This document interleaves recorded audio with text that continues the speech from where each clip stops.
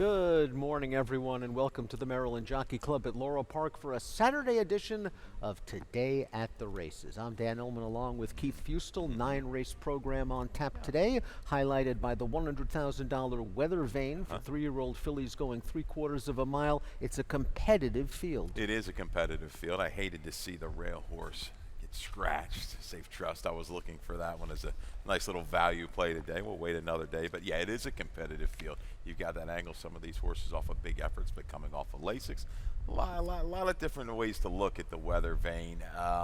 Brittany is loaded, and she could have a really big day today. She had 2 winners yesterday, including Grayson's Girl in the co-feature. Spiteful Sis with a big performance on turf, and the other co-feature for state-sired allowance runners. And if the jock, doesn't continue as a rider, he's got a career in juggling, it looks like. Almost dropped the whip there in mid-stretch, but got it back.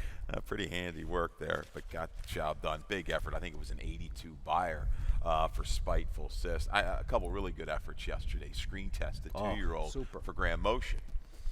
Beautiful pedigree, half to a Belmont Oaks Derby winner, I believe. Test score. Test score. That horse is still a little bit green, still learning, but for a second-star 2-year-old with that pedigree, the sky is the limit. And Salming for Brittany Russell. I thought that was a really impressive effort. Off a little bit slow, kind of drug the rider right up to contention in between horses, waited some more from the 3/8 to the quarter. Actually a little bit of a steady, and all of a sudden, this horse is right up into the mix and draws away impressively with long strides. Future looks bright now. I think finally got back to the main track. And adding to Brittany's exceptional stats, turf to dirt, route to sprint. Weather, again, very nice here at Laurel Park. We take a look at our conditions. The main track is fast. The turf is firm with 63 minutes to post. It's a little bit cooler than yesterday, and that's pretty nice. 71 degrees. It got a little bit hot yesterday. We've got some hot things coming on at Laurel Park from an event standpoint. The National Handicapping Tournament is in Las Vegas. The Breeders' Cup Betting Challenge is at Del Mar. You can qualify for either one of those events with Laurel Park's Autumn Handicapping Challenge next Saturday, September the 27th. It's a $500 buy-in, $250 goes to the entry fee, and then you get a $250 live bankroll, an opportunity to qualify for the BCBC, an opportunity to qualify for the NHC, plus lots of cash prizes. You can play online, you can play on track. I can think of a couple worse places to go, but it'd be nice to get out to Del Mar for a little BCBC action.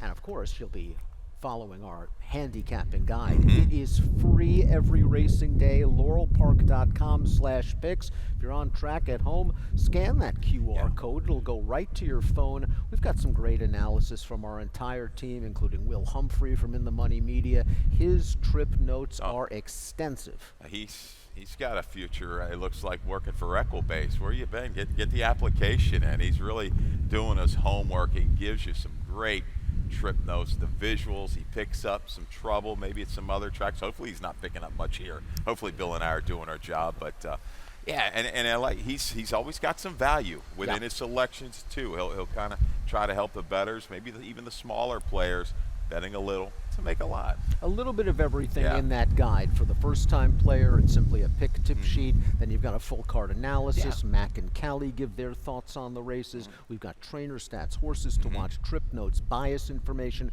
for the more experienced handicapper and horse player. Race number 1 on today's 9-race card is at 1 1/8 on the turf. Like that we see some long-distance turf races this afternoon at Laurel Park. This is a sprint compared to some of the others. Take out the 5 Power and Glory and the 8 My Dear Antonia. It's a starter optional claimer with a $30,000 purse for fillies and mares. It's also the first leg of the first of 2 value pick 5 wagers. We call it the value pick 5 because it's the best value in racing. Please take advantage of the 12% takeout. Don't get hurt by larger takeouts at other tracks. You're getting 12% takeout on a 50-cent minimum play. Score. I mean, we're offering you value. 12% low takeout on this early value pick 5 and the late pick 5. Want to thank everybody for getting involved in our card yesterday that added to that carryover. I think we were over 150, 160. Yes.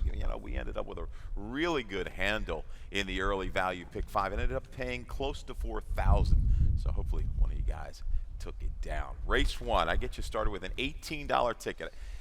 This card gave me some fits. I mean, I'm trying to get a few nuggets out there with some value. It wasn't the easiest of cards. I didn't want to go crazy.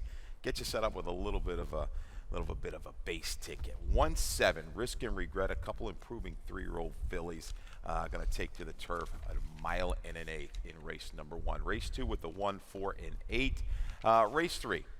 The 2 and the 10. There's that 1 3/8 on the grass we're talking about. A couple marathons today, 1.5 miles later in the card over the Laurel lawn. Race number 4 with the 2. I scratched that. Should be the 2, 4, and 5. That's my mistake. The 3 is scratch El Divino Nino. So we'll go 2, 4, 5.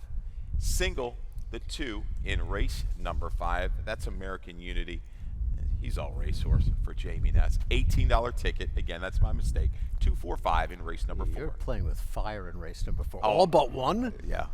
All the hard ways is going to be he'll jump up and nailed get me. on Jerry tight Robb, in there. yeah, But $18 ticket, certainly a value play for the value pick 5 Mm-hmm. with a value low 12% takeout, 50-cent minimum play. Let's start things off with your top pick in the opener. That's the number 7 Pegster. We have a video spotlight. This is what's known as a trip that's going well until it doesn't. Yeah, this is where I want my rider to be. You know, down inside, saving ground every step of the way. And sometimes it just doesn't work out, Danny. You just get locked in. Now, she couldn't quite kick on. She thought maybe had a shot, maybe past the 3/16, so work through that seam. It didn't happen. The horse kind of in a 2-path, keeping it in a little bit tight. So start, stop, but willing enough to the finish. And beaten 3 and change. Field was pretty good. Royal Sweet, an improving 3-year-old filly for Kenny McPeak. Hidden Quarry, that second-place finisher, third in the Boiling Spring Stakes at Monmouth, just a few starts back with a decent buyer around a 72-73. Pegster goes third time Lasix, extra 16th of a mile. I don't think that's going to be a problem. She comes back and going to try to get the better of Risk and Regret. Again, they met at Delaware, but Risk and Regret, talking about a great trip. She got it last time out with Horacio Caramano. She certainly did, and it's tough to take horses coming off perfect trips when they step up in class, but maybe Risk and Regret will get lost in the shuffle from a wagering standpoint one more time. It was a perfect pocket trip. She got to the outside, and while she ran down an odds-on favorite, let's be honest, that odds-on favorite is something like over 16 now. Yeah. So Risk and Regret probably was just simply better than that horse on the day, especially considering the trip. That being said, breaking from the rail, why can't she work out another inside-out closer's trip? And there's no real predominant speed in here. This opening half mile would be very interesting. How this race develops. Risk and Regret, I think, can lay a little bit closer if needed. The number improved up to a 73 buyer, and you talk about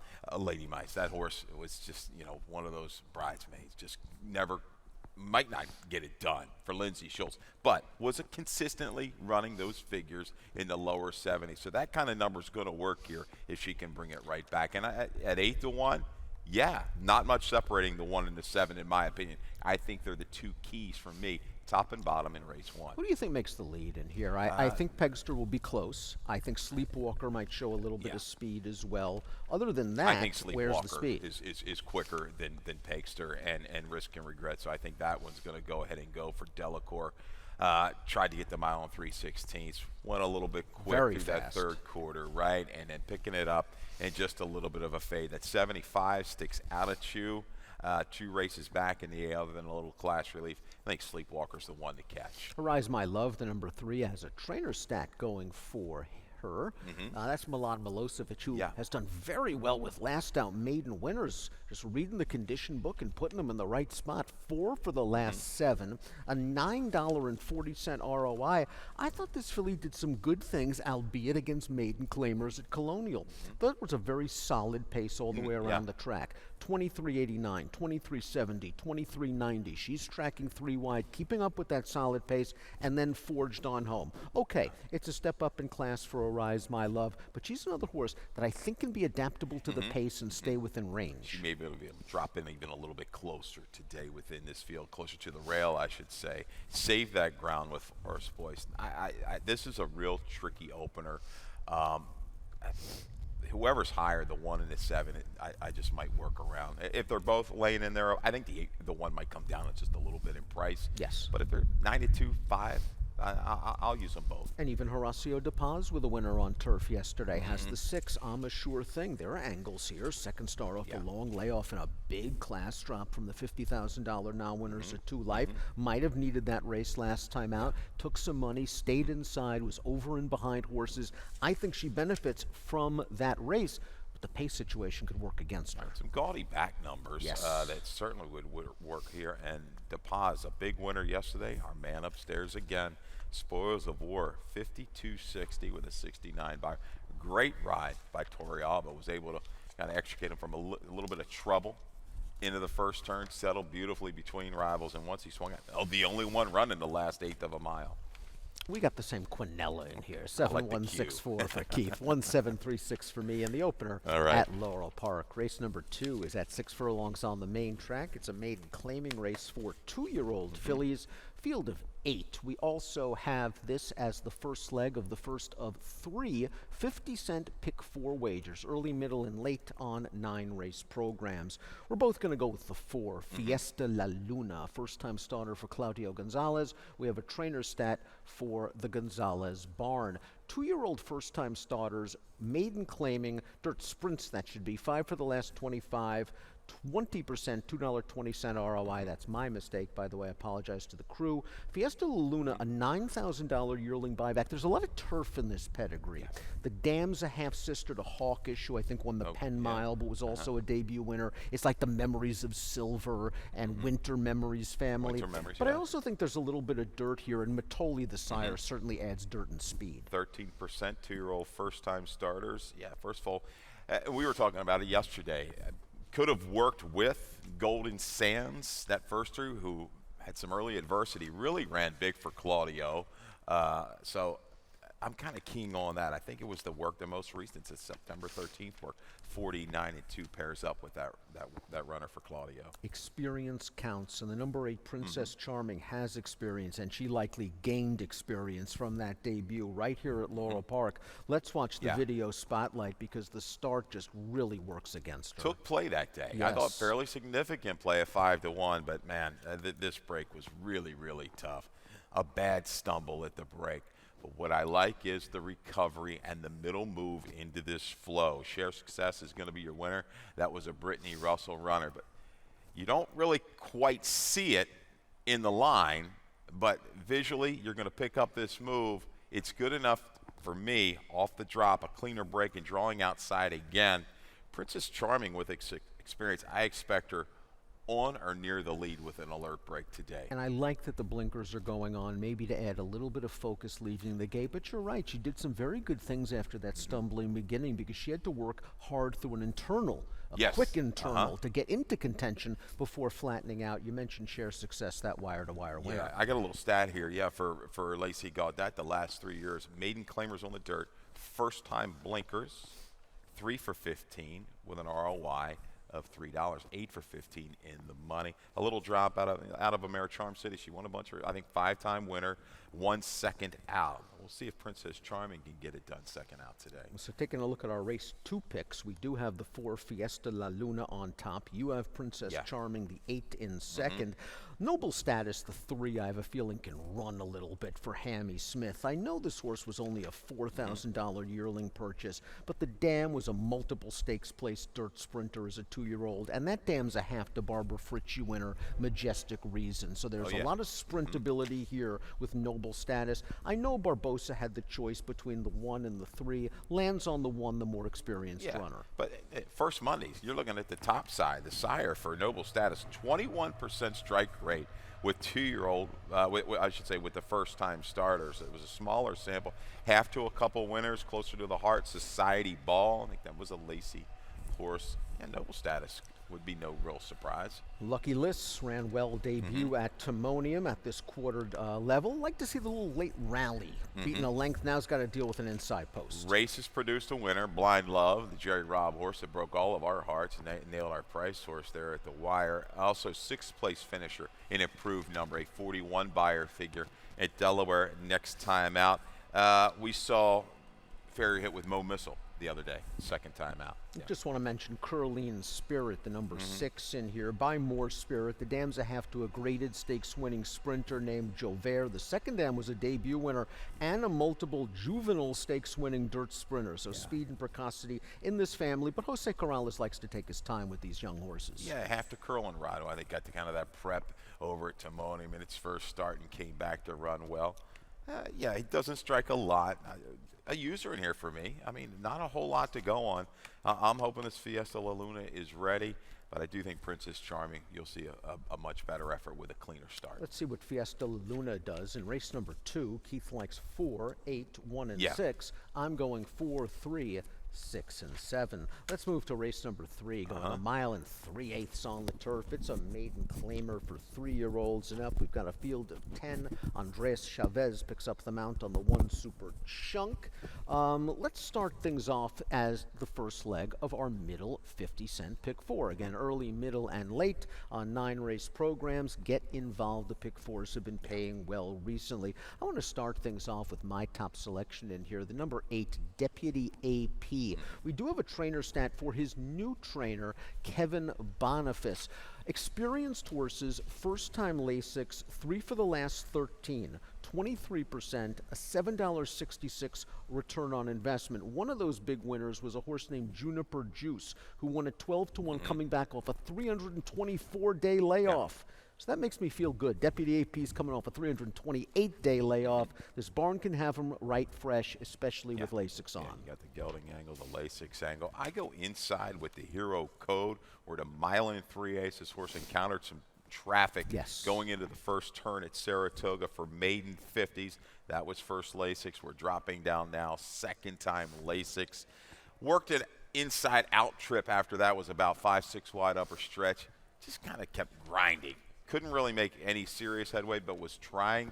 I'm hoping this horse gets away cleanly and can stay close enough, because I think it's going to be Homestead's race to lose. That's the 10, who's shedding some weight from that Fairhill. Shedding some weight, shedding a lot of weight from that race at Fairhill. What is it, 22 pounds? Showed some speed that day and tired, and that's Homestead's game. He likes to go to the front, and we've seen it. You think in these marathon races it comes down to the last run. A lot of times a horse goes to the front, backs down the fractions, kicks on home. Homestead, the 10, the horse to beat. You mentioned your horse, the 2, the Hero Code. A lot of stamina in that pedigree. Oh, when looking at it there, I think it was a half to a Civil Union. Civil Union won 4 times, a mile and a quarter or further. This shouldn't be any problem for the Hero Code. Let's just hope he does it fast enough. Has pedigree. What about Tate's Work Right? Yeah. Interesting move here. Wheeling back on 8 days, removing Lasix, stretching out all the way in distance. This horse did not run well last time out when wired by a Gulfstream shipper named Bay of Bengal. Was it the wet track? Could have been some kind of reaction. I don't know, but them taking the Lasix off, it gives me a feeling that something was there. The back buyer figures certainly work. Has the appearance of a horse that wants to stay the trip. Homestead looks like the speed. Maybe the 4 Pietralcina is the strongest closer in this race. This horse added cheek pieces for the first time last time out at Colonial for the 17th lifetime start. Got wired that day, was far, far back, saved every inch of ground, came up the rail, just missed. One more stride, that horse wins. Yeah, and did it into Dalton kind of fractions. The leader got away with it early. Any kind of contested pace is going to help the chances of Petrolcino. We've chased this one a little bit. Keith's going to go 2, 10, 8, and 4. I'm going to go 8, 2, 4, and 9 in race number 3, one of our marathon turf events on the afternoon. Let's go back to a sprint. Race number 4, 6 furlongs on the main track, and it's an allowance for Maryland bred or sired. Let's take out the 1 Decorum. Let's take out the 3 El Divino Nino, and the 6 All the Hard Ways will be ridden by Daniel Centeno. Bold Aversion, the number 5, is our top pick in the first leg of our Chesapeake Pick 6 wager. 20-cent minimum. Pick the first place finisher in each of the final 6 races on the Laurel Park program. And if you're the only one, there's a pot of gold at the end of the rainbow. You take down the entire jackpot. Speaking of Bold Diversion, we have a video spotlight. Yeah, we're going to go back a couple races. I believe I used the June 20th race over this surface. Optional 25. Not in for the tag that day. Protected again. Well, obviously protected in this allowance. But Bold Diversion, had some trouble early. Got that steady, bumped around early, steadied it to half, and is going to able to work and make a run between. This horse, you know, when he's right, I think he gets away clean enough. He's got enough positional speed. He's been up against it the last couple, but this little run, the sustainability, running down Metaguch, next out winner, a little bit of a key animal. This guy was determined. Colonial last time out, no chance. East Boston, Benny just got to the front, you know, on that track and said, see you later. I think this is going to be a better spot today. State bred, a other than. I worry, though. Decorum comes out. El Divino Nino I thought could show some speed to help things out. Sure meant to be with the trouble out of the start last time. Might be the speed of the speed. So Bold Diversion's going to have to come away okay and get Poe by the 3/8 pole. I agree, but maybe in this short field, even if he's a hair slow out of there, he can get right up close to Sure Meant to Be, who I agree with you 100%. Wire-to-wire winner, 3 starts back. Just didn't break great last time out, and I think that worked against him because he wants to be forward in his races. If he breaks well, there's no excuse for him not to be forward breaking from the wood. No, I think Wicked Divine's going to have to be set and ready to go off the freshening for Kenny Cox if anybody's going to go out and really force the hand of Sure Meant to Be. Talking about Bold Diversion again, this little layoff is 31 to 60 days. That's kind of like the sweet spot for the runners for Joanne Chango. Look at that strike rate, 23% ROI, close to 3. 5, 2, 4, and 6 for Keith. 5, 4, 2, and 6 for me. And race number 4, the first leg of our Chesapeake Pick 6. 4 down, 5 to go here on Today at the Races. We'll be back with the late value Pick 5.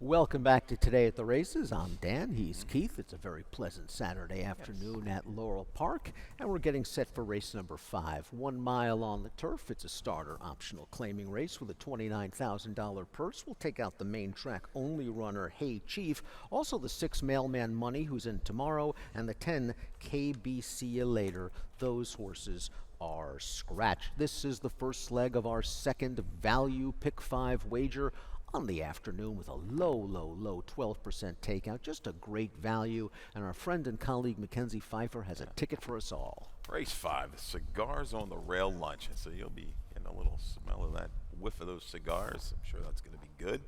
12% takeout, late value Pick 5 for Mackenzie Pfeiffer. What she got? 259 on a $48 ticket. We're going to start it with American Unity, Tom Hagen, and Bring Me a Check. A little Flow comes out with a scratch of the 10 KBC later. Mailman Money, I thought was a player. We'll wait for that one another day. Race 6, she's too deep with the 8 and the 9. Brittany Russell, and a return for Shout to the Lord barn change here. I know we've got a stat later for that runner for Todd Beatty.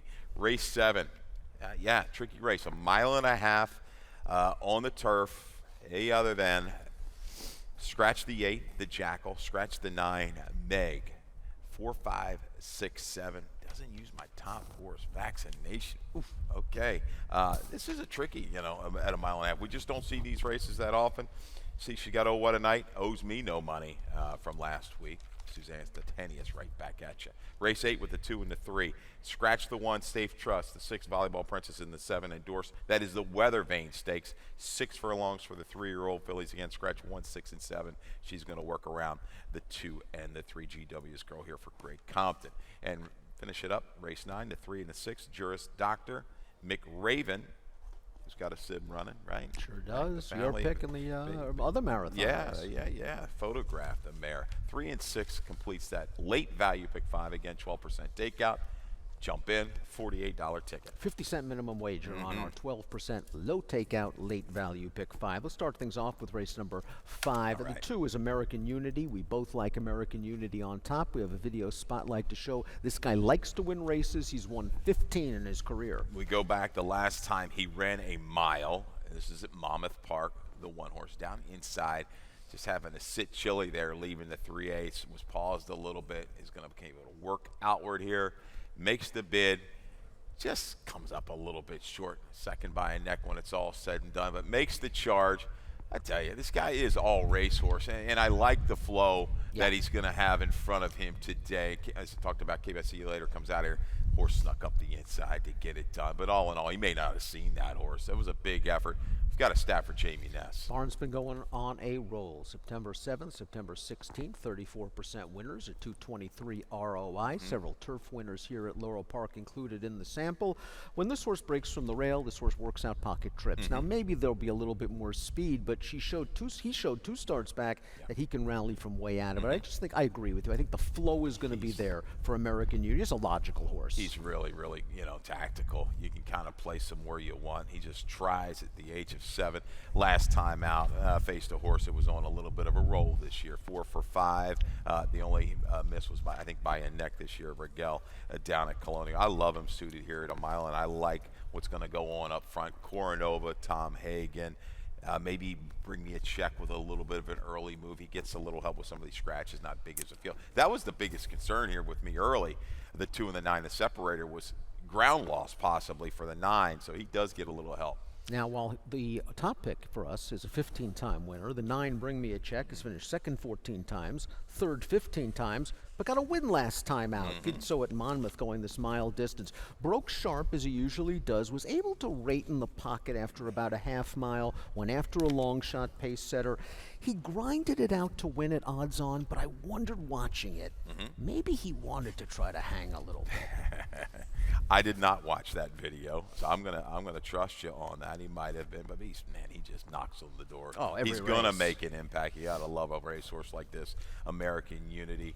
The other Kieran off the claim, Covert Cat. Yes. What kind of trip do you envision for this guy? I see Covert Cat hopefully taking back a little bit in here. I think there is so much speed. Covert Cat is stretching out, and that's a concern because 5.5 to a mile, you think he's going to show some speed. You look at his route races, he always seems to show some speed. Go back to that race on September the 7th, though. That's the trip I'm envisioning. Sitting mid-pack and trying to fly on home because even if he is showing stretch out speed, he's not as fast as a Tom Hagen or a Coronova. No, he's right there with Bring Me a Check, a little bit of improvement. You say a little change of tactics, sitting back just off of it should enhance the finish. Tom Hagen, I think back Respect at him every Laurel, time. second off a little bit of a break. I like this. Just a little too keyed up last time out. Internals quick enough at Colonial. The faded a mile and 16. Sheldon gets along with this guy. I think he's going to get him to settle better today. What do you do with a horse like Goldfoot, a horse who was good enough to finish 4th in the Del Mar Derby last year and was claimed last time out for a dime, wheeling back in a week, blinkers off. His barn went 2 for 2 at Mountaineer on September the 14th. Goldfoot does have some back races. I wish I liked his last race a little bit. He tired pretty bad. Agreed. I saw that, the claim, Jonathan Thomas. Now we're going to try to work upwards off of that. Maybe I should have given him a little bit deeper look. 2.957 for Keith, 2.895 for me in race number 5. Race number 6, 7 furlongs on the main track, maiden special weight, 3-year-olds and up. We've got a field of 9 in here. This is our jackpot super high 5 race of the afternoon. Carry over $2,142 for the $1 minimum bet and a 15% take. It is also the opening leg of our final 50-cent pick 4 wager. Again, early, middle, late. Get involved in this late pick 4, especially if unfortunately you get knocked out of the pick 5. I want to start out with Fashion Victim, the number 3 in here. That's your top selection, and we've got a video spotlight. Yeah, race number 6. Yeah, I got the 3 on top. That was a little edit here. 3-2-4-9 for me. Fashion Victim. Look at this start at Colonial. A little touch rank, a little bump, a little steady. They've got climbing. I kind of got water skiing a little bit because this guy, she was just kind of in and behind horses, never really settling, unfortunately. He had to steady multiple times, and again, she's fighting him a little bit. And then all of a sudden, when the seam opens up, he says, you know what, we're just going to go ahead and go, and rolls up and makes a pretty quick move to the lead into the far turn. Just took too much out of her. I mean, she hits the front, and then you got that long stretch down in New Kent and a little fade, second off of the bench.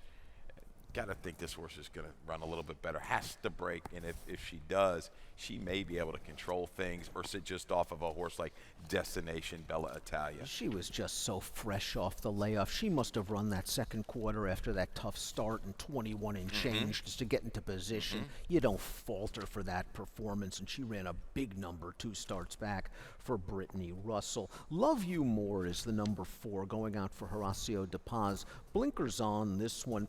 This one has been running on turf and synthetic in the last 2 races, but if you look at the first 2 starts of the career, it was on dirt, by far the best speed figures in the career. Last time out, this horse did not break well from the rail at Woodbine, was sort of down inside, last on the rail, turning for home. The winner of that race came back and ran 3rd at Woodbine with a 73 buyer. I'm hoping with the blinkers on, we see a little bit more focus, because this horse has shown some early speed. Yeah, this horse can maybe be a little bit, I don't know if he's going to run like Salmon yesterday, but back to maybe the right kind of surface. Hint of ability in the first couple starts. De Paz blinkers on, right? Yep, blinkers on. And that was not on the original overnight, if I'm not mistaken. So yeah. I want to hear about Over My Sense, so you have second. Yeah. 30 to 1 on the morning line. Another horse that might be returning to a preferred surface. I like this horse's debut. This was originally my top selection, and I should have kept it there. I have no come on, Keith. Yeah, 30 to 1. Second Lasix, back to the main track. It's worked for this barn before. I just like the company lines as a 2-year-old. Conquer Those Who We Can. We're going to see later. Bougie Bubbles, some clothes at 6. I think this is a tough race. In no way, shape, or form should I probably put the 3 on top. If you want to switch them, guys, switch them later. Over My Sense to kind of sit a stalking trip. I think that, and wheeling back, I think that this number is very, very dangerous to sit stalking pounds. I think the 9 Shout to the Lord is an interesting contender, making his first start for New Connections off of a 238-day layoff. This was run really well when trained by Bill Mott down to Tampa Bay Downs. We have a video spotlight for Shout to the Lord. This horse does not break well at all. No, just wasn't tied on. We could call that almost a hesitate for this Curlin filly. Started the career down there right for Bill Mott. Was caught 3 wide into the first turn, and then put on a really hard chase. It started at the 5/8, and then the jock really got into him here. Loved the ride, though. Dropping inside. I thought Danny did a great job. Dropping inside to save ground. Now, this horse shows no quit. It's tough to debut going 2 turns. Mott sometimes doesn't have him cranked up first time out. But this horse is trying all the way down to the wire after that bad break, and the horse that beat him was in sharp form. Came right back, won a first-level allowance at Keeneland with an 89 buyer. New trainer now. This owner-trainer combo, first after the barn switch, 4 for the last 12, 33%, 395 ROI. 3 of those winners came off layoffs of 186 days or greater, so they do well off the layoff. Shout to the Lord might be ready off of the bench. Yeah, you just wondered, why the march? I mean, she ran that well. Something happens. Probably. Laid her up a little bit. Man, that was a good effort against that horse. It ran the big fig, winning April in Keeneland. I have to use Destination in here the way Brittany's been going turf to dirt. We saw a winner yesterday with that impressive maiden. We have a stat for Destination. This is before yesterday. Turf to dirt was 13 for the last 38, 34% to 251 ROI. I thought this horse ran just fine on dirt 2 starts back, considering it was the first start off of a year-plus layoff. Didn't break great, rushed up to duel for the lead, just did a lot of work and understandably got tired. I won't be surprised if Destination is sitting second and right in the thick of things when they turn for home. It's interesting. She's got Destination, Bella Italia. They both, and she's got 3 runners total, and they all kind of look like they want to be forward. 7/8 is a question mark for pretty much everybody in here. Your top selection, I think, off the mile races on the go back, might have the fitness and ready to kind of carry through. Over My Sense, I think can finish up at 7. That's my biggest concern. Who can finish here? Chili Girl's even a horse that I had originally into the mix for Hammy Smith. It's a win early family. Took a lot of play in debut. Blinkers come off. Hammy's second start is good. Works were good. He originally had Sheldon named. Now, granted, he's going to go ahead and ride for Brittany. We've got Danny Centano, but the works are very, very strong leading into this. Maybe they kind of figure things out for this daughter of Frosted. Fun race for the maidens Yeah. to kick off our final pick 4 of the afternoon. 3, 2, 9, and 4, or 2, 3, 9, and 4, depending on how Keith wants to play this. 4, 9, Well, the 8, and two's 3 pretty for bad. me. I'm probably going to spread and use my Yeah. top 3 selections All right. in the late pick 4 and in the late value pick 5. Race number 7, mile and a half on the turf. $49,000 allowance event. Take out the 8, the Jackal. Take out the number 9, Meg. The number 2 is Coiled, and we have a trainer stat for Coiled. Arnaud Delacour does good work. Second off 120 to 180 day layoffs, 38% recently, with a $3.36 ROI. I like that this horse is stretching way back out in distance. The longest this horse has ever run in his career was at 1 mile and 3/16, 2 starts back with blinkers. He's getting them on again. He didn't break great that day. He was far back. He got bumped in the upper stretch. He was staying on at the end of that race, and the third place horse came back and earned an 85 buyer speed figure when placing in an allowance at Churchill Downs. I think this horse still has some upside potential. I'm hoping he can show a little bit more speed, but you know something? I don't think I'm going to get it. Yeah, that was a solid field 2 back at Keeneland. This is another race where you're looking at 1.5 miles. You talked earlier, a horse like Homestead gets to the front, and we see it in these races. They back it down, and they have that. They save it. The last quarter, they can kick back away. Laszlo might be that type. Will he be sent away from the outer post? I think he will, and we'll try to control things. Vaccination's a horse. Yes. 11 seconds, though, out of 27 starts, 3 wins. His figures work. I think he's a staying type. He's a trier. I'd love to see Toledo if this guy can get out good late within a couple lengths Little pocket early. trip. Pocket trip, let it carry him. I think he can bring a finish. He just looks to me like he can just keep grinding and grinding and grinding. Vaccination, Karenga he keys up with. Running against the right kind. I know Laszlo got him last time out, but he's 9-hole. Last time he's back to the inside. Break good, Jedian. Let's get to position early. That first quarter mile is going to be imperative because I think this flow is going to be super slow. I don't think anybody's going to be whistling out there. But if he can get in a relaxed kind of a gallop, he finishes today. Laszlo is very consistent at the board in his last 5 starts at a variety of distances. Ricky Silliman trains, was in against a good one last time out. That Newtown came back, ran 4th in the Grade 1 Woodbine Mile with a 91 buyer speed figure. No shame in losing to that horse. That horse is likely going to get close to the pace. I wonder if Jay Hirsch tries to make the lead. Stretching out off a mile effort last time out. That was a key race at Colonial. The runner-up came back. I know he only won for a $40,000 non-2, but he got a solid 74 buyer. Yeah, there's nobody really with a huge buyer advantage in this race. Whiskey in the Jar. Well, Whiskey in the Jar is a horse that I think, again, you're talking staying types. Yes. He appears that way when you watch him run his races. He's been hampered with some traffic through stretch runs, altering course, and he keeps on going. Freshened up. I like Ruiz here. Sanchez, no slouch at all, but I think Ruiz is going to fit this horse on the grass and bring that steady progression to get it done. He runs on the go back against a horse like Jay Hirsch. Whiskey Najaro, watch out if he's within a couple lengths, leaving a 3/8. It's just another competitive race on an excellent betting card, and you throw in the mile and a half, and it adds a different layer. 1674 for Keith, 2736 for me. And even you're talking about Mackenzie Pfeiffer, what the article or she put out there, the interview with Suzanne Zertanius, laurelpark.com. Check it out. Loving, what a night right back. Ready to roll after that big victory, the 2 in life. He found that little seam and kept on going. So this guy just wants to go all day, and he's going the right way. He's going up and up. Here's the feature, race number 8, 6 furlongs, the $100,000 Weather Vane 3-year-old fillies. Take out Safe Trust, the number 1. Take out the 6 Volleyball Princess. Take out the 7 Endorse. We're going 3/4 of a mile in the Weather Vane. We both landed on kind of the other Brittany in here. We did. The 4, Conquer Those We Can, a horse that's won 3 of her last 4 starts. I can make an excuse for the Miss Disco. I thought the rail was dead at Colonial that day. She was dueling on the lead while down on the inside and paid the price against Grayson's Girl, who came back and won yesterday. I think drawing outside Maida with the 8 horse also likely to go allows her to fall into a trip. I do think, and I think she might have the ability to sit for just a little bit Yes. further back.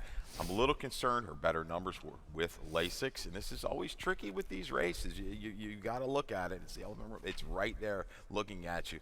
82 with a 76, what, 68's the top. 68 might not get it done in here, but I like the field and the way she did it last time out, who she beat in a 2 other than, because Your Pretty's a horse that ran fast over this racetrack. I am very worried about the 3, GW's Girl, who I think is a strong contender, a multiple stakes winner earlier this year at Oaklawn, then thrown to the wolves in a couple of graded stakes races, and then last time out at Colonial with a little bit of a layoff. We have a video Let's go to spotlight bid. for GW's Girl.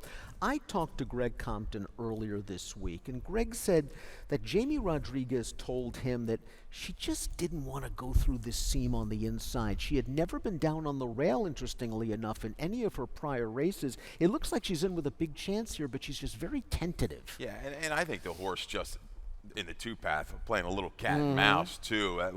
Just a little move to the inside might have intimidated her. She wasn't quite comfortable and didn't quite kick on like they thought, but backing up a furlong, it's second off of a break.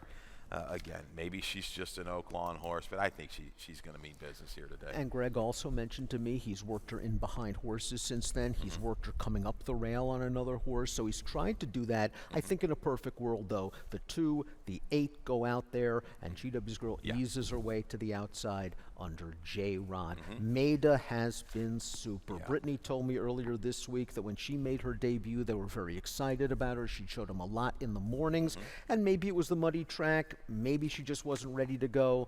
Blinkers on since then. She's been a completely different horse, just blowout scores. That was a big effort. I watched that again this morning where she just took control under a hammerlock with Gomez at Delaware leaving the far turn. A couple rivals came up to her outside. She was completely unfazed and said, that's it, I'll see you later. Responded and opened up the win by 4. She's getting better and better. Top side and Probable's throwing some runners. Bottom side, the mare, Giselle. She was good up to a mile. So 6 furlongs right here. I think, again, she can handle that pressure and hold sway. Perfect here with the blinkers. Really looking forward to seeing these promising fillies showcase their wares in the weather vane. 4-2-3-5 for Keith, 4-3-2-8 for me. Let's close things out. Race number 9, mile and a 16th. This is a maiden special weight on the turf. We got a field of 7 on display. Juris Doctor is simply the horse to beat for Michael Stidham, a Pin Oak stud owned son of Constitution, sold for $450,000. We have a video spotlight of the career debut. This horse ran well, just chasing a hot pace. The horse on the lead, who's backing up right now, just opened up a big lead. Juris Doctor was on a hard chase, made the first move into it, liked the way he's striding out right now, and he's just going to miss. Yeah, just going to miss it. And who gets him is Smart Uncle. There's a Jack Fisher runner. I think he's got 4 wins to his name, 3 over the jumps, but he's run against the right kind with some good numbers. So making this move into the quick pace, dead game to the wire is Juris Doctor. Stidham coming back second out. It's okay, 14-15% strike rate. This is just a tough beat. Really, really ran hard. Given a little over a month, coming back. Going to be tough. This race looks like the 3 or 4 unless one of these firsters jump up. Both the 3 and 4 coming off of good efforts. I just wonder if Juris Doctor doesn't play any games and goes right to the front this time around. Richard Feynman for Graham Motion. Jorge Ruiz, of course, they had impressive maiden winner on the turf yesterday. Send out the 4, Richard Feynman. This horse had a fine trip last time out, was saving ground in the pocket, got up for second. The winner came back, ran second in an allowance at Colonial with a 79 buyers speed figure. I like that this horse has gotten a little bit of a break since that race and is tactical enough to set up shop sitting second perhaps off Juris Doctor. Yeah, I think tracks with second time blinkers as well, laid a little bit closer. Will bring a finish is a try. Any of these, the one I think just ran well last time. 3-time winner on the bottom side, that Luna Real, but still has to move up, I think, to beat these. Any of the firsters catch your eye? Well, certainly the 6 McRaven from a pedigree standpoint. By Uncle Mo, a half to Civil Union, who we've mentioned, a Grade 1 stakes winner going 1.25 miles, a half to a Group 3 winner in France, a half to a Group 3 placed runner in Ireland. So the pedigree certainly there for McRaven, and a couple of quick workouts for Jimmy Toner, who's a really good trainer, especially with turf horses. Yeah, and he's got a positive ROI. I did look at that over the past 5 years. Firsters going long on the lawn, it's positive. pay attention to the 6, McRaven. 3416 for Keith, 3417 for me in the finale on a Saturday afternoon card at Laurel Park. Best play. Value play. It was hard for me. I had a couple really big numbers. I thought Safe Trust was going to be it. I'm going to settle on Vaccination, the one horse in race number 7 today for Hugh McMahon. Again, that 11-second place finishes out of 27 starts kind of jumps out, but he tries. I like him over this turf course. He goes outside to inside. Again, I think the first quarter of a mile to me is going to be the key. I think if he can kind of relax in his stride about 3 or 4 off of it, he'll kind of chase from the final 3/8 and grind it out. Race number 5 for me, I'm going to go with American Union. This horse likes to win races. He's going out for a hot barn, and I think he's just going to get the right race flow in here. Not great price on the morning line, 2-1, but I think if he stays there or is around 5-2, I think he is certainly a fair play. 19 minutes to post for the opener of 9 races on a Saturday card at Laurel Park. Mackenzie Pfeiffer, Callie Francois, Dave Rodman will take you through the afternoon. Let's go up to the voice of Maryland Racing, the voice of the Preakness Stakes, Dave Rodman, for scratches and changes. Good luck.